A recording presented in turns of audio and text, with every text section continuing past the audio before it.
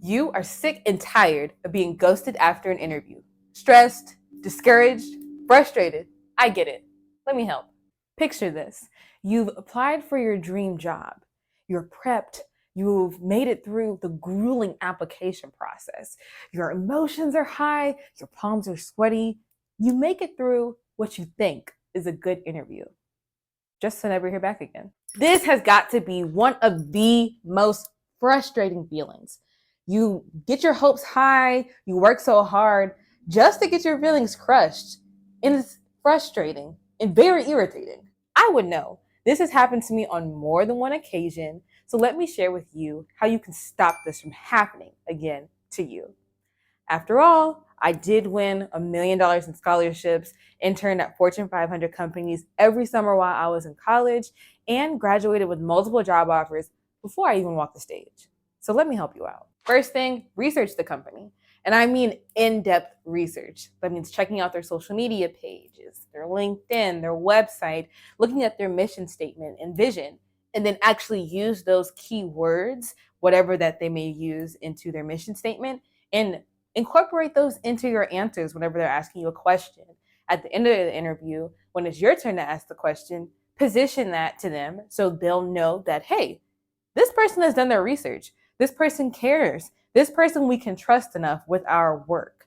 If you can do this, this will set you apart from many candidates who have no idea what's going on. Pay attention to how they speak on their different media forms, their tone.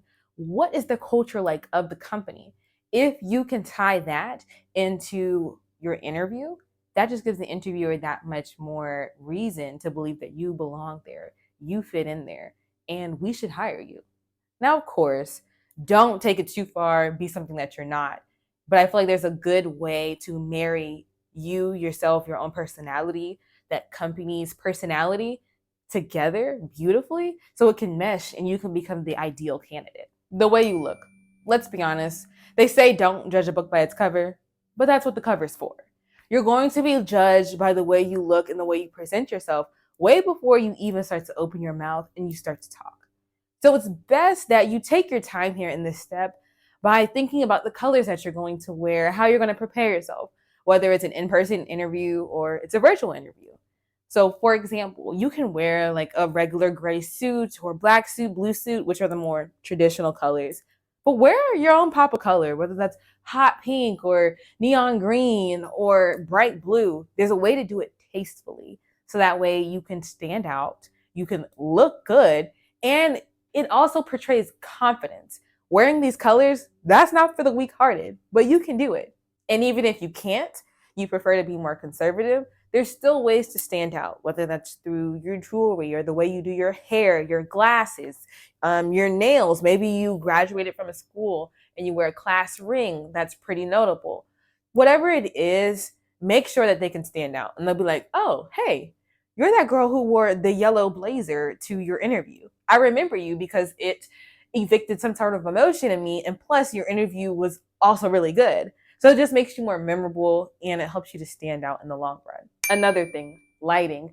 We want to be able to see your face and your facial features. So especially on those virtual interviews, just get a cheap ring light from Amazon. I'll be sure to leave some down in the description. Or you can sit in front of a natural light, turn all the lights on in your house, whatever it is, so we can actually see you. You're not just a blurry figure on the screen. They're not going to trust you. Like, people talk to people. You're talking to a person on the other side. Don't forget that. So always be relatable and make sure that they can see your pretty face. Practice makes perfect. So you have to practice the interview questions that are possibly going to be asked for you so you can get more comfortable and it can become second nature whenever it's time for you to actually do it.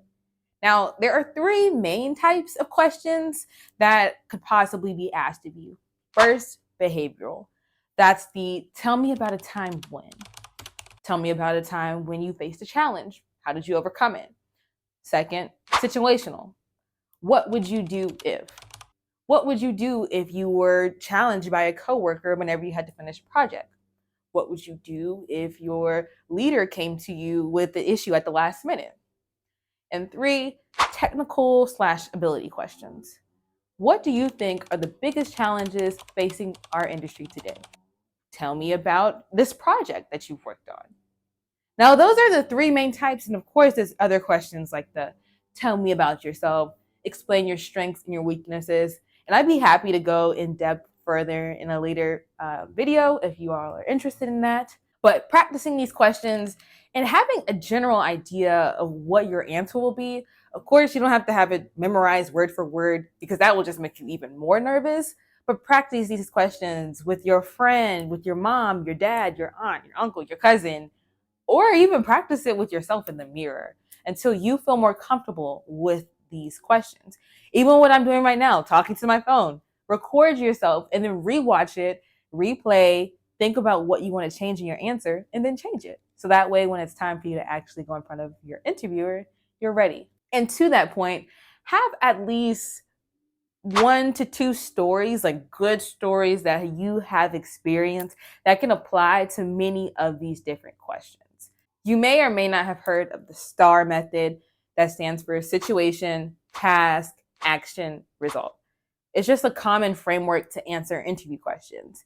And when I say have 1 to 2 good stories that you know, like the back of your hand, that you're very comfortable with, that have that situation, task, action, and result, you can apply that to multiple different situations. For example, one of my stories is the fact that I started my own business while I was a freshman in college. It's called Purpose Cosmetics. It is a beauty and science company where I combine my love of beauty, science, and business, formulated my own products, and sold them to students on campus.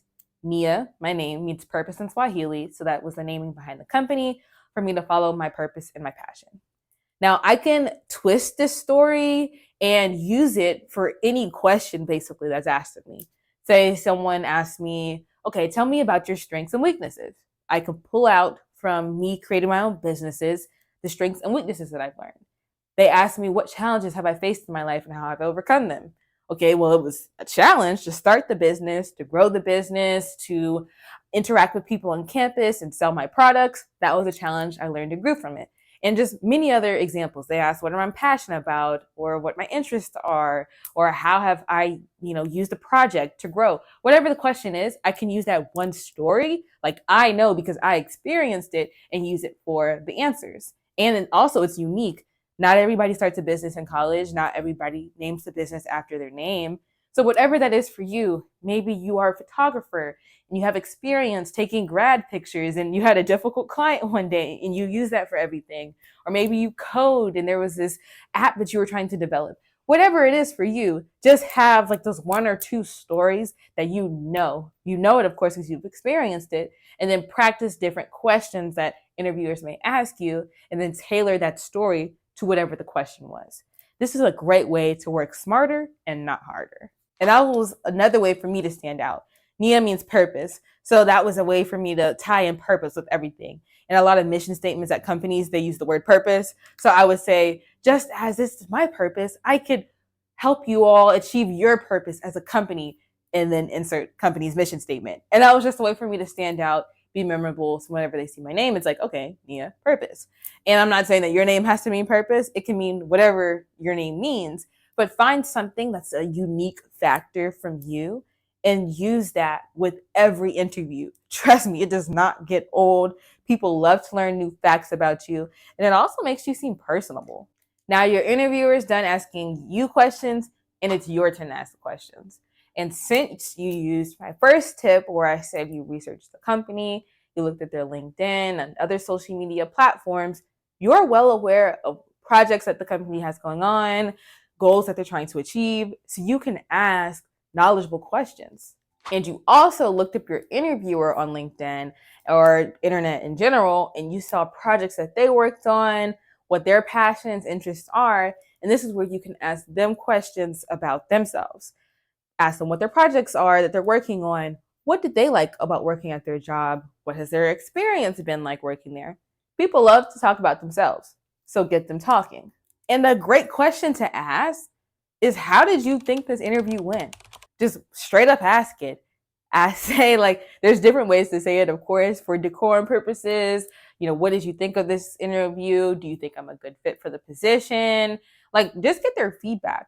This sets you apart, first off, because most people don't have the moxie to just go ahead and ask that. So that will play to your character, and you can say the same amount of courage and confidence that you're getting from me in this interview is the same amount of confidence that you'll have with me in this position. First off, it sets you apart. And second, hopefully it cuts out the guessing work. If the interviewer is just like, we have a lot of roles for the job or a lot of candidates for the position, I'm not sure if this is the best fit. You're not on, the edge of your seat waiting. Like, straight up, it's not going to happen. But if they say like, hey, for sure, this is it, then maybe you know for sure. Or even if you don't know for sure and there's still a waiting game, at least you feel more confident and comfortable in your abilities, how you think it went. So you're not just waiting and your fate's up in the air. Please be sure to send a follow-up email. Thank you, interviewer, for their time. And reiterate your interest in the position, how you could see yourself as a helpful asset to the company, and say you're looking forward to their feedback. This helps to set you apart, as not everybody is going to follow up or just follow these respectful practices. Let me introduce myself. My name is Nia, your college cash coach, teaching you how to get cash for, during, and after college. I use all these tips, and it's blessed me to be in the position that I am today. But honestly, that doesn't really mean anything if I don't pass this forward. So that's why I made this channel.